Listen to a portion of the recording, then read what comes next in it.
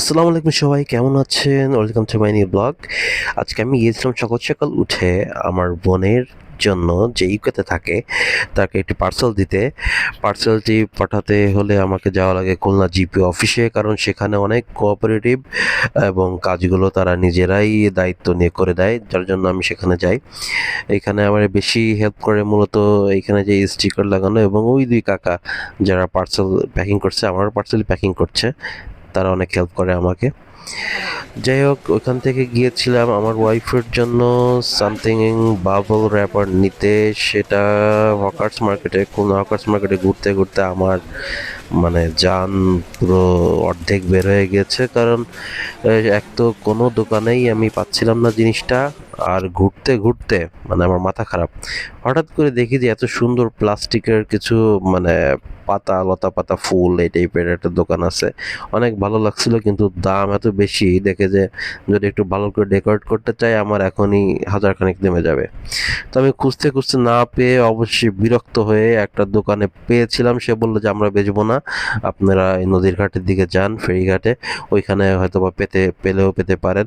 তো আমি পুরো ডাক বাংলায় ওই ঘাটের রোডটা ঘুরেও আমি ডাইরেক্ট সেহিলাতলা মার্কেটের পর্যন্ত চলে গেছি, কিন্তু পাইলাম না। কিন্তু যাই হোক ঘুরতে ঘুরতে হঠাৎ করে এই ফেরিঘাটে টিডব্লিউটি এই ফেরিঘাটে এত ভালো লাগছিল বিষয়টা। এক তো এত গরম ছিল আজকে, কিন্তু এখানে যে এত সুন্দর বাতাস নদীর পাশে, সম্ভবত এর জন্য সুন্দর বাতাস, মানে একটা ঝড়ের মতো বাতাস হচ্ছিল, যেটা কিন্তু ভিতরে বা বাইরে কিন্তু বোঝা যাচ্ছে না, কারণ অনেক গরম, অনেক রোদ। আর জায়গাটা আসলে অনেক সুন্দর। এখানে আপনারা না গেলে বুঝবেন না আসলে কত সুন্দর একটা জায়গা। এখানকার বিশাল নদীর ঢেউ, স্রোত, এই সমস্ত জিনিস দেখলে আসলেই মনটা ভরে ওঠে।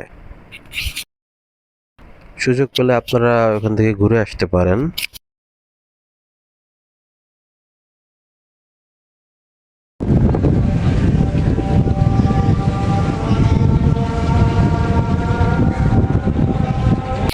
এই সময় জোহরের আজানও দিয়ে দেয়।